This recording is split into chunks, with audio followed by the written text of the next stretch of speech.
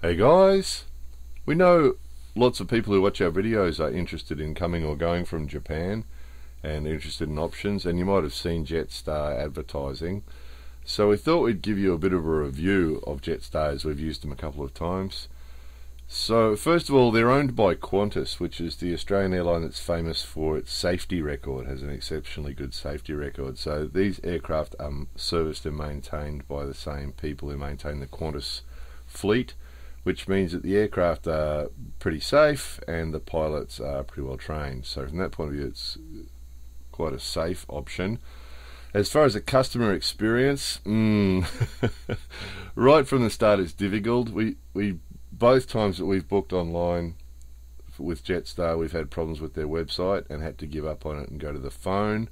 And then when we call them on the phone, usually you get offered a more expensive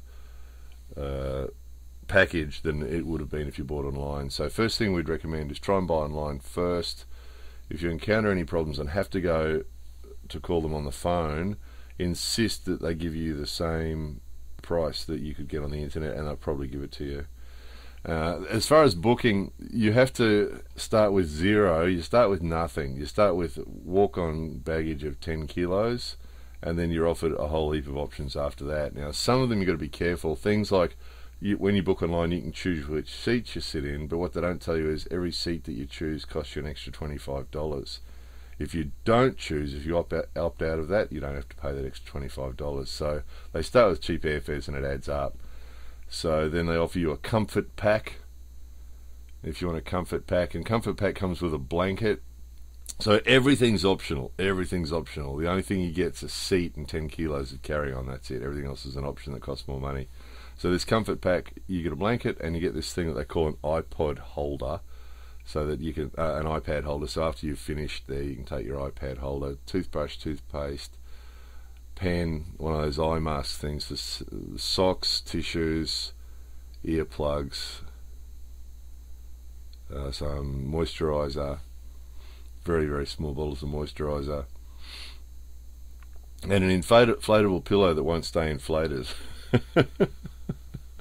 The little seal that keeps the air in tends to fall out, we've noticed, in more than half of the ones that we've had. So not terribly reliable pillow.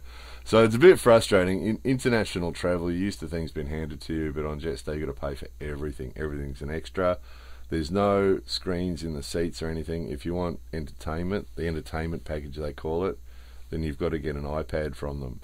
And again, the iPad is actually coming in a housing that's really big, and it's actually a bit too big for the little table in front of you.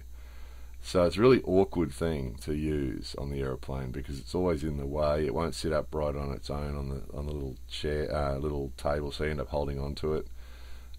There's some good movies on there and so on, but you know, it's not a really practical way on an aeroplane of watching it. And it's so big that any time they serve coffee or food or anything, you have to take the iPad and put it under your seat, which if you're halfway through a movie means you've got to stop, put it under the seat, eat, and then pull it back out again. So it's a lot of this. There's a lot of cheap and nasty. Oh, the other thing is when they hand you the iPad, they insist on you giving them photo ID, which is pretty funny, and they actually keep the photo ID till you give the iPad back, which is pretty strange considering you're at 37,000 feet. It's not like you can run away with the iPad.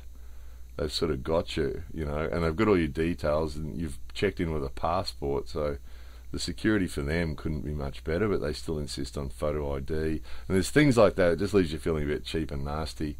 Whereas with Qantas, they treat the passengers pretty well, but these guys tend to treat you a little bit like you're an economy person, which you are, of course. You're travelling cheap. And the fares are cheap. That's what gets people in. So, of course, the food's extra as well. So there was a lot of people on the flight that just wanted a cheap flight and sat there for 9 hours without any food. If you want extra food, you can get it, but you've got to pay for it. And there's a lot of people that just hadn't paid the extra for the food, so they got no food, they got no blanket, they didn't pay the extra for the comfort pack, so they didn't get a blanket. They didn't pay the extra for the iPad, so they don't get any entertainment, and they just basically sit there for 8 or 9 hours and read a book. But cheap fares. I mean, the fares can be up to a half or even less of what they are at other airlines. So there's that. And of course, if you get on there and decide you do want food, you can order it.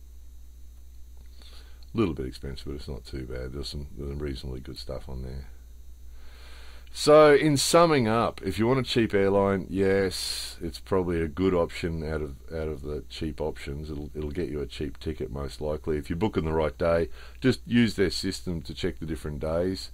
The day before our flights and the day after our flights were actually twice the price of the days of our flights. We actually changed our preference when we saw that we could get half the cost flight if we flew on a different day, so we just changed our day. So if you've got flexibility to do that, it might be worth your while as well.